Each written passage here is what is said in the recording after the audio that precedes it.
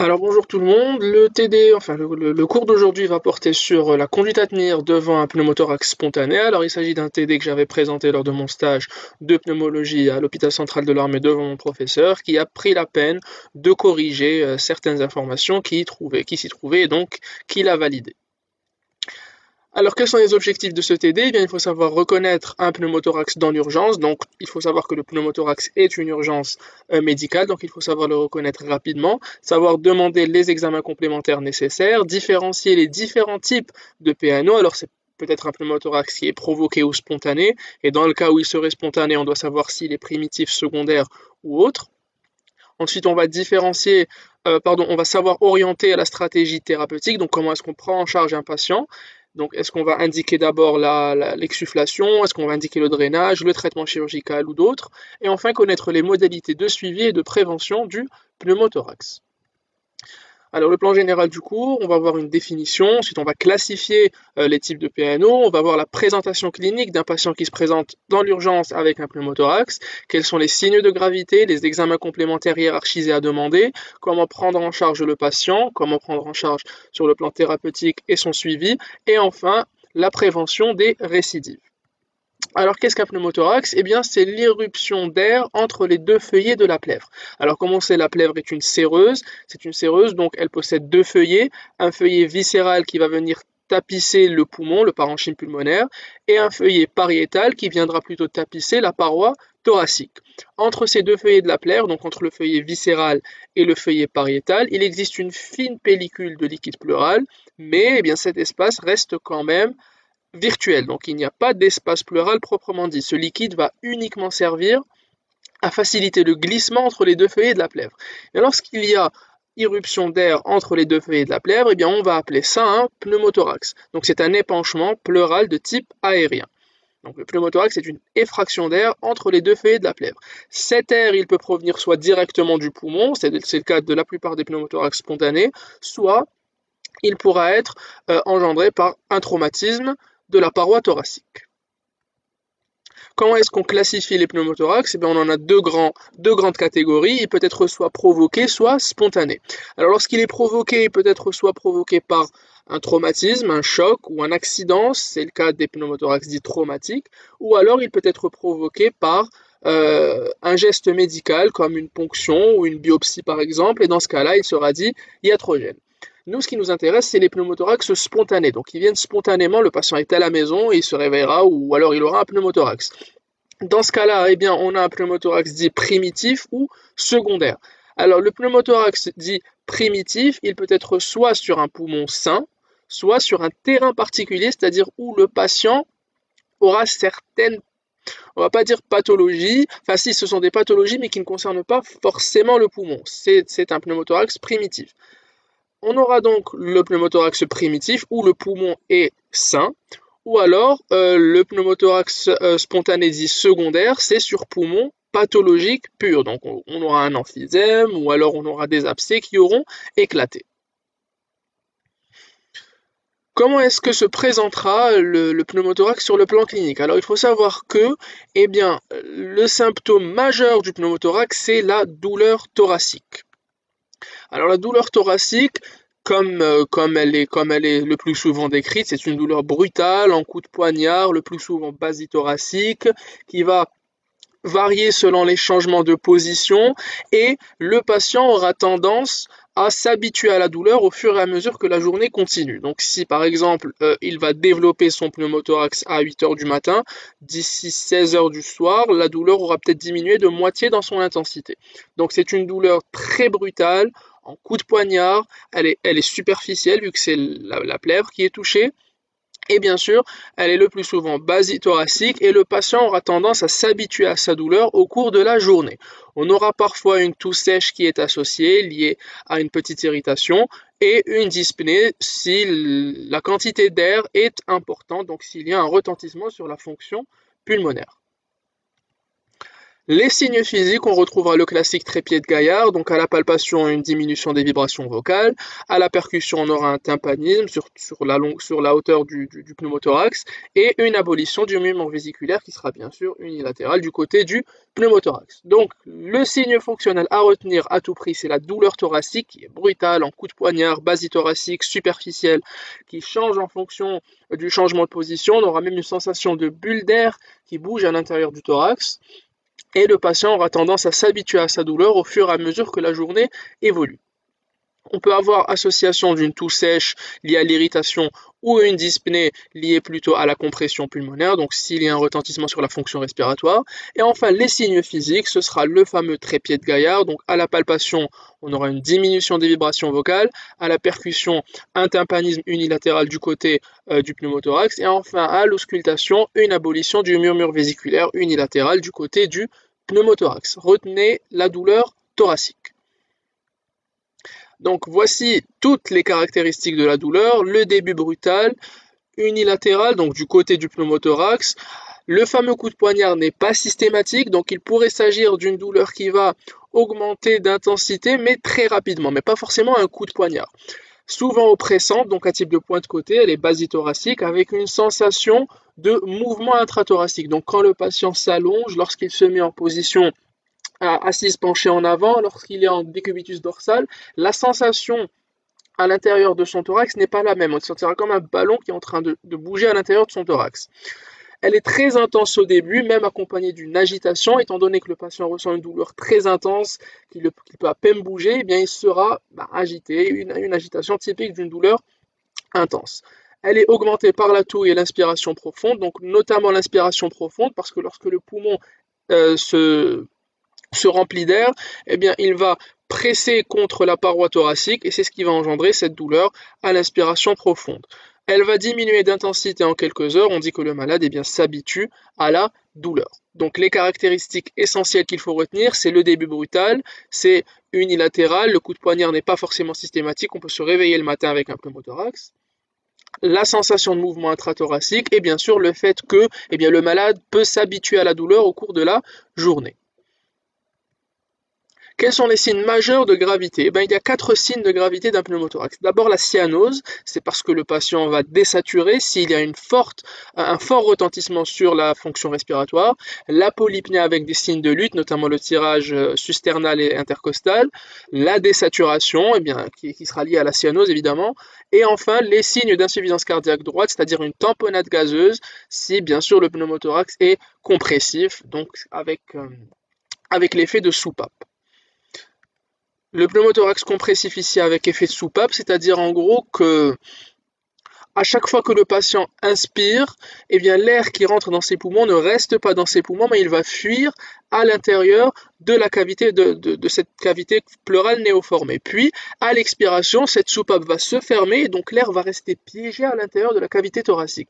Donc, plus le patient inspire, plus l'espace pleural va se remplir d'air, mais quand il expire, il ne va pas se vider. Donc ça va se remplir encore et encore et encore jusqu'à collaber entièrement le poumon, voire même dévier le médiastin du côté contralatéral. Puis à un moment donné, ça va appuyer sur le cœur et donc la pression intrapleurale va être plus grande que la pression à l'intérieur du ventricule droit, ce qui va entraîner une tamponnade gazeuse avec une adiastolie. Donc il faut retenir que le pneumothorax dit compressif, suffocant ou à soupape, c'est-à-dire qu'à chaque fois que le patient inspire, la cavité pleurale se remplit d'air, mais à l'expiration, la soupape va se fermer et l'air ne pourra plus s'échapper. Donc à chaque inspiration, ça va se remplir encore et encore et encore, jusqu'à collaber le poumon entièrement, dévier le médiastin vers le côté contralatéral, la pression intrapleurale va être plus grande que la pression à l'intérieur du ventricule droit, ce qui va entraîner une tamponnade gazeuse avec une adiastolie et des signes d'insuffisance cardiaque droite aiguë. C'est un grand signe de gravité du pneumothorax et il faudra drainer à tout prix. Bien sûr, la notion de tabagisme est à rechercher systématiquement à l'interrogatoire. 80% des patients présentant un pneumothorax sont des fumeurs actifs ou passifs. Quels sont les examens à réaliser devant un pneumothorax? Alors, comme devant toute douleur thoracique, il faut réaliser un ECG et un téléthorax. Pourquoi l'ECG? Pour éliminer les diagnostics différentiels. Donc, on doit éliminer les 6 diagnostics d'urgence devant une douleur thoracique, c'est-à-dire les trois pieds. Donc d'abord le pneumothorax, évidemment, le sujet de notre TD, la péricardite aiguë qui aura ses caractéristiques, la douleur est soulagée par la position assise penchée en avant, on aura d'autres signes cardiaques, le frottement ou alors la diminution des bruits du cœur. Évidemment la pneumonie, on aura une fièvre, des expectorations, l'infarctus du myocarde avec la fameuse douleur qui irradie vers le bras gauche et la mâchoire, l'embolie pulmonaire, là ce sera plutôt compliqué pour réaliser le diagnostic différentiel, il faudra plutôt rechercher des signes de thrombose des membres inférieurs, et la dissection aortique qui aura aussi sa douleur caractéristique qui va irradier vers le dos jusqu'en bas. Donc on doit toujours éliminer les 6 diagnostics d'urgence devant une toute douleur thoracique, même si le pneumothorax a l'air plus ou moins évident. Il faut éliminer notamment l'IDM en réalisant un ECG. Donc devant toute douleur thoracique, même si le pneumothorax a l'air évident, on réalise l'ECG et le téléthorax. On doit éliminer les 6 diagnostics d'urgence, c'est-à-dire les 3 pieds, donc les 3 P pour pneumothorax, péricardite aiguë et pneumonie franche-lobaire aiguë. Ensuite le I pour l'IDM, le E pour l'embolie pulmonaire et enfin le D pour la dissection aortique. Toujours réaliser un ECG et un téléthorax, enfin une radiographie du thorax de face. On doit toujours rechercher certains signes radiologiques en plus du pneumothorax lui-même. Bien sûr, on verra ce qu'on va retrouver à la radio. Donc à la radio, on retrouvera d'abord, bien sûr, une hyperclarté avasculaire qui va s'étendre de l'apex vers la base.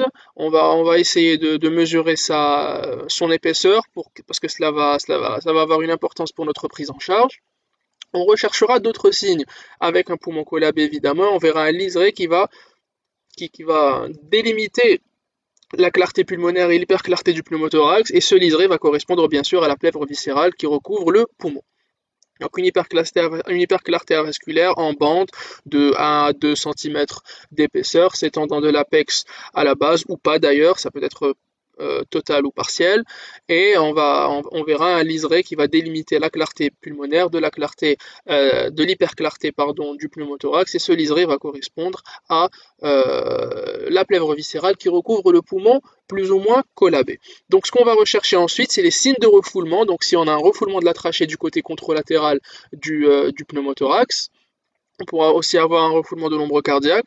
On doit rechercher un pneumomédiastin, c'est-à-dire de fines bulles d'air à l'intérieur du médiastin. Et enfin, des emphysèmes sous-cutanés, c'est-à-dire des bulles d'air dans les parties molles. 3 signes toujours à rechercher, même lorsque vous faites une interprétation de radiographie du thorax en examen ou alors en TP ou peu importe, vous devrez toujours dire s'il y a ou pas des signes de refoulement, présence ou absence de pneumomédiastin et présence ou absence d'emphysème sous-cutané. Ça doit paraître dans votre interprétation.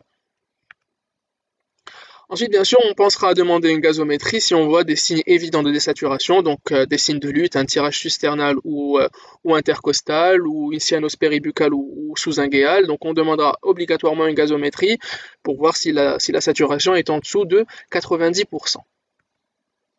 Alors comment est-ce qu'on va prendre en charge un patient qui se présente pour un pneumothorax? Donc quel est le but de cette prise en charge? Tout d'abord, c'est bien sûr de soulager le malade et de soulager la douleur. On doit évacuer l'air qui est à l'intérieur de la cavité pleurale et bien sûr prévenir les récidives parce que le pneumothorax a 30% de chance de récidiver du même côté ou du côté contralatéral. Quels sont les moyens? Alors on a 5 grands moyens, c'est bien sûr d'abord l'abstention thérapeutique dans certains cas très particuliers, l'exsufflation, le drainage thoracique qui est la référence, la pleurodèse, c'est-à-dire que c'est un traitement chirurgical du pneumothorax et d'autres mesures associées. Donc l'abstention thérapeutique, l'exsufflation, le drainage qui est la référence, le traitement chirurgical et d'autres mesures associées qu'on verra. Donc selon le type de pneumothorax, s'il est bien toléré, qu'est-ce qu'on fait? Là, c'est un pneumothorax bien toléré, c'est-à-dire qu'il n'y a pas de signe d'insuffisance cardiaque droite, qu'il y a peu ou pas de signes de lutte, qu'il n'y a pas de cyanose. Donc qu'est-ce qu'on fait? Si c'est un premier épisode, et c'est un pneumothorax primitif, on va commencer par le primitif. Dans le premier épisode, si l'épaisseur du pneumothorax au niveau axillaire est inférieure à 2 et au niveau plutôt thoracique elle est inférieure à 3, et bien là ce sera juste le repos à la maison et l'abstention thérapeutique avec surveillance. Si il est supérieur à 2 cm en axillaire et supérieur à 3 cm en thoracique, on va passer à l'exsufflation à l'aiguille. Donc un pneumothorax primitif. Un pneumothorax primitif, c'est-à-dire sur poumon sain ou alors sur un terrain particulier. Donc sur poumon sain, au repos, un repos si c'est inférieur à 2 ou 3 cm, donc 2 cm en axillaire ou 3 cm en thoracique, repos, abstention thérapeutique, surveillance. L'exsufflation, si et seulement si, eh bien, le pneumothorax est supérieur à 2 cm en axillaire ou 3 cm en thoracique. Pour le deuxième épisode, donc si on a une récidive du côté homolatéral, eh bien on va drainer. On va drainer du côté homolatéral. Si on a une récidive du côté contralatéral, dans ce cas-là, on passera à la pleurodèse, c'est-à-dire au traitement chirurgical. Alors on va expliquer c'est quoi la pleurodèse. Eh bien ce qu'on fait, c'est qu'on va effectuer une thoracotomie plutôt à la postérieure. Et lorsqu'on va effectuer cette thoracotomie, on va évacuer l'air évidemment, et on va gratter la paroi de la plèvre viscérale pour créer une sorte d'inflammation, et on va recoller la plèvre viscérale à la plèvre pariétale. On peut même ajouter du talc par exemple pour augmenter cet effet inflammatoire, et lorsqu'on va les recoller, l'inflammation, la fibrose, les fibres de collagène vont faire en sorte que la paroi viscérale la plèvre viscérale et la plèvre pariétale seront collées à vie, et donc il n'y aura pratiquement aucun risque de récidive. Pourquoi est-ce qu'on fait cette pleurodèse? Pourquoi est-ce qu'on ne draine pas et on attend? Eh bien pour éviter le risque fatal de pneumothorax bilatéral qui pourrait compresser le cœur et entraîner la mort immédiatement. Donc si on a une récidive homolatérale, on peut se passer de la pleurodèse, on va drainer et on va espérer qu'il ne fasse plus de récidive. Mais si on a une récidive contralatérale, il faut à tout prix colmater le côté atteint pour éviter une récidive qui serait bilatérale. Comme ça, vu qu'on a fait cette pleurodèse d'un côté, s'il fera une récidive, ce sera forcément d'un seul côté, vu que ce côté est complètement protégé. Donc, deuxième épisode ou première récidive, on va faire un drainage si c'est du côté homolatéral et une pleurodèse si c'est contralatéral. Enfin, en cas de troisième épisode ou une deuxième récidive, là bien sûr, on va faire une pleurodèse, même s'il a récidivé 2 fois du même côté. Donc on récapitule pour le primitif. Lors du premier épisode d'un PNO primitif, si c'est inférieur à 2 cm en axillaire, inférieur à 3 cm en thoracique, repos, abstention thérapeutique, surveillance. Si c'est supérieur à 2 cm en axillaire, 3 cm en thoracique, là on va effectuer une exsufflation à l'aiguille. En cas de première récidive, c'est-à-dire le deuxième épisode de pneumothorax, si il est homolatéral, dans ce cas-là on va drainer, on va poser un drain. S'il est contralatéral, dans ce cas-là on va protéger ce côté-là en effectuant une pleurodèse, donc un traitement chirurgical, pour éviter une récidive qui serait bilatérale et entraîner la mort du patient. Enfin, pour la deuxième récidive, qu'elle soit homolatérale ou contralatérale, on effectuera une pleurodèse. On va passer maintenant au pneumothorax secondaire qui serait bien toléré. Pneumothorax secondaire, c'est-à-dire qui est lié à un poumon pathologique, donc soit un abcès, un kystidatique, un emphysème qui aurait éclaté et donc qui aurait entraîné un pneumothorax. Dans ce cas-là, dès le premier épisode, on va effectuer un drainage. Et dès la première récidive, on va effectuer une pleurodèse. Dans ce cas-là, on aura peu ou pas de chance de faire un troisième épisode. Et dans ce cas-là, ce sera probablement la récidive. La pleurodèse, c'est le récidive encore une fois. Donc le secondaire, c'est facile. Dès le premier épisode, on va drainer. Et dès la première récidive, on va faire un traitement chirurgical. Donc la pleurodèse. Alors, il existe certains cas particuliers de pneumothorax qui vont nécessiter un traitement spécifique à eux. Par exemple, le personnel navigant, tout ce qui est, disons surtout les pilotes, on va faire une pleurodèse, donc une symphyse pleurale d'emblée. Pourquoi? Parce que il faut savoir que certaines études avaient dit auparavant que les vols en très haute altitude pourraient favoriser l'apparition de pneumothorax. Alors cette information a été plus ou moins remise en question par les nouvelles études, mais disons qu'un pilote a fait un pneumothorax, il devrait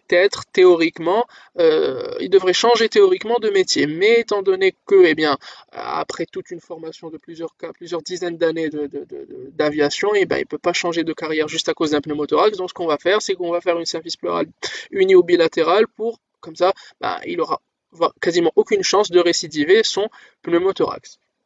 Et évidemment, on a dit que cette théorie a été un petit peu remise en question avec les nouvelles études, mais ça reste la conduite à tenir. Donc chez un pilote ou chez le cas d'un personnel navigant en général, dès le premier épisode, on fera une pleurodèse pour lui permettre de continuer son activité professionnelle.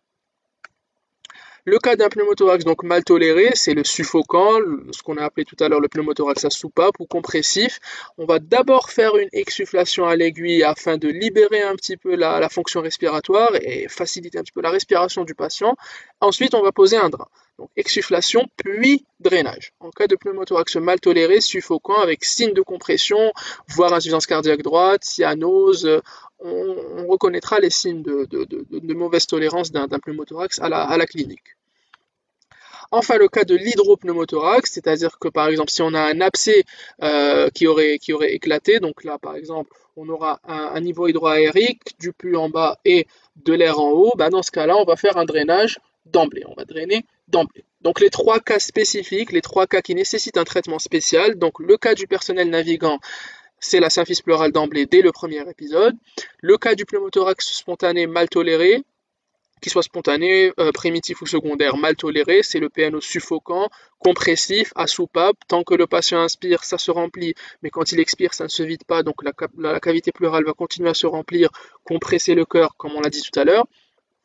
Eh bien, on verra les signes de mauvaise tolérance, donc une forte dyspnée, des signes de lutte, une cyanose, des signes d'insuffisance cardiaque droite. Dans ce cas-là, on va exsuffler pour libérer un petit peu la pression à l'intérieur de la cavité thoracique et on posera un drain ensuite, lorsque le patient est un petit peu mieux stabilisé.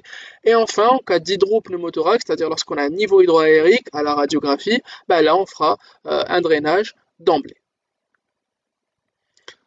Donc on va récapituler grâce à un petit schéma. Donc on a un pneumothorax. Il peut être soit primitif, donc sur poumon sain ou terrain particulier, soit secondaire. Le primitif, s'il est inférieur à 2 cm en axillaire ou 3 cm en thoracique, on va faire repos, abstention thérapeutique, surveillance. S'il est supérieur à 2 cm en axillaire ou 3 cm en thoracique, dans ce cas-là, on va faire une exsufflation. Pour le secondaire, ce sera dès le premier épisode un drainage. En cas d'échec ou de récidive du pneumothorax primitif, si cet échec ou si la récidive est homolatérale, dans ce cas-là, on va passer au drainage. Si le drainage a échoué après 15 jours, donc après 15 jours de drainage, on a encore un pneumothorax, ou si le patient récidive une deuxième fois, là, on va passer à la pleurodèse. Si la récidive du pneumothorax primitif est contralatérale, donc on va passer d'emblée à la pleurodèse. Donc primitif inférieur à 2 ou 3, c'est repos, surveillance, abstention thérapeutique. Supérieur à 2 ou 3, exsufflation. Si ça va échouer, on va passer, si ça va échouer ou si on a une récidive. Si c'est homolatéral, on draine. Si c'est contralatéral, pleurodèse. Si même le drainage échoue à 15 jours ou si on a une deuxième récidive, dans ce cas-là, pleurodèse d'emblée. Pour le secondaire, c'est simple. Dès le premier épisode, on va drainer. Si on a un échec à 15 jours ou si on a une récidive, bien sûr, on passera à la pleurodèse. Maintenant, on a des cas particuliers. Donc, en cas de pneumothorax compressif, c'est une exsufflation suivie d'un drainage. Et en cas d'hydropneumothorax, il y aura bien sûr le drainage d'emblée. Et enfin, chez le cas particulier du personnel navigant, pour qu'il puisse continuer sa carrière de pilote ou de copilote, et bien là, on effectuera une pleurodèse d'emblée pour sécuriser ses poumons.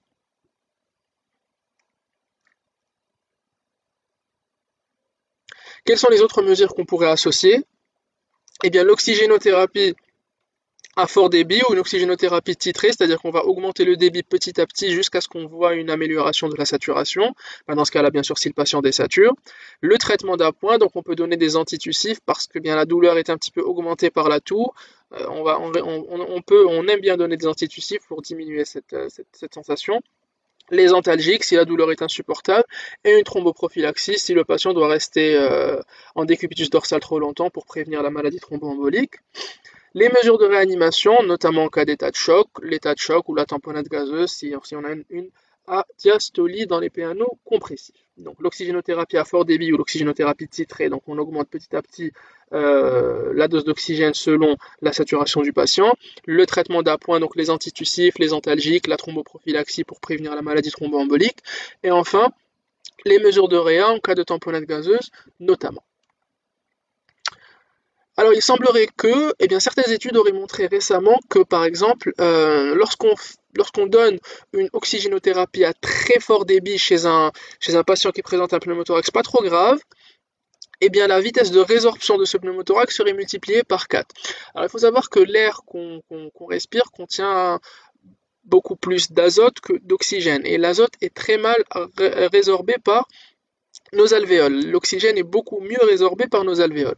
Donc si on sature l'air qu'on inspire par de l'oxygène, il semblerait que notre poumon va résorber beaucoup plus facilement l'air contenu dans la cavité pleurale, et on pense que ça multiplierait par 4 la vitesse de résorption du pneumothorax. Alors, les études qui ont été faites sur des petits groupes de patients et dans des terrains très particuliers, donc ce n'est pas vraiment un randomisé en double aveugle pour pouvoir vraiment dire que c'est une méthode efficace.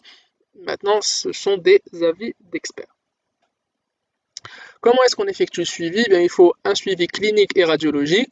Pour un PNO primitif non drainé, c'est-à-dire que soit il est rentré à la maison directement en repos-surveillance si c'est inférieur à 2 ou à 3, ou alors si il a subi juste une exsufflation si c'est supérieur à 2 ou 3, là on fera un contrôle clinique plus un téléthorax le lendemain, la semaine d'après et le mois d'après, donc à J1, à J8 et à J30.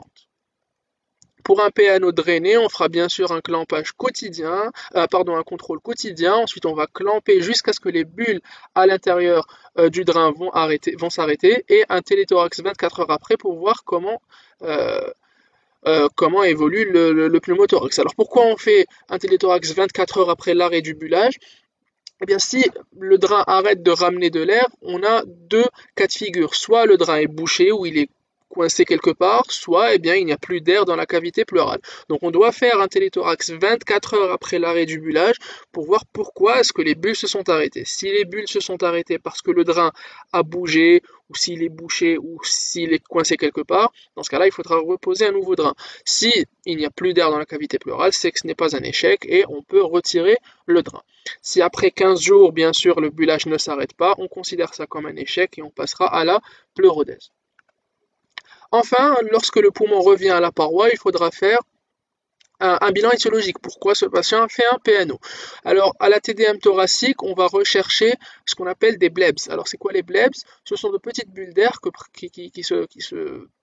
qui se retrouvent à la surface du poumon. Ces bulles d'air, lorsqu'il y a une forte pression, ils risquent d'éclater, et c'est eux qui vont causer ce pneumothorax spontané. Donc quand on parle de poumon sain, ce n'est pas vraiment un poumon sain, il y a des blebs à sa surface, ce sont des bulles d'air qui sont contenues dans nos poumons, et ces bulles d'air risquent de se rompre. Alors comment dire ça, la probabilité de rupture de ces blebs est beaucoup plus forte chez les patients qui sont très fins et longilignes, donc très grande taille et très minces, des patients longilignes qui risquent beaucoup plus de rompre leurs blebs parce que la pression à l'intérieur de leur cavité thoracique est un petit peu plus élevée. Ensuite, on va doser l'alpha-antitrypsine parce que le déficit en alpha-antitrypsine est connu pour donner des pneumothorax primitifs. Donc chez le PNO primitif non drainé, on doit faire un contrôle plus un téléthorax le lendemain, la semaine d'après, le mois d'après. Pour le PNO drainé, c'est un contrôle clinique quotidien. Ensuite, on va surveiller le drain. Donc lorsque le bullage va s'arrêter, on va clamper et on fera un téléthorax 24 heures après l'arrêt du bullage pour voir si le drain est en place, s'il n'a pas bougé, s'il n'est pas bouché, et enfin si il y a encore de l'air ou pas dans la cavité thoracique. Bien sûr, si il y a encore de l'air, ou alors si le bullage continue après 15 jours, on va considérer ça comme un échec et on passera à la pleurodèse. Pour le bilan étiologique, donc au retour du poumon à la paroi, on va faire une TDM thoracique à la recherche de blebs, qui sont les petites bulles qu'on retrouve chez certains patients. Ce n'est pas une pathologie, c'est physiologique, et ces petites bulles, lorsqu'elles explosent, c'est elles qui causent le pneumothorax primitif, et le dosage de l'alpha-antitrypsine à la recherche d'un déficit. On fera une EFR à distance si c'est un pneumothorax secondaire sur terrain de BPCO pour voir si la BPCO du patient ne s'est pas exagérée. Comment est-ce qu'on prévient les récidives? Alors, il faut donner certaines consignes aux patients pour éviter d'une part l'aggravation du pneumothorax pendant sa maladie et bien sûr la récidive contra-homo-latérale. Alors dans l'immédiat et jusqu'à 21 jours après retour du poumon à la paroi, on doit limiter tous les efforts, même légers. Si le patient peut rester allongé pendant 21 jours, c'est tant mieux, c'est ce qu'il faut faire.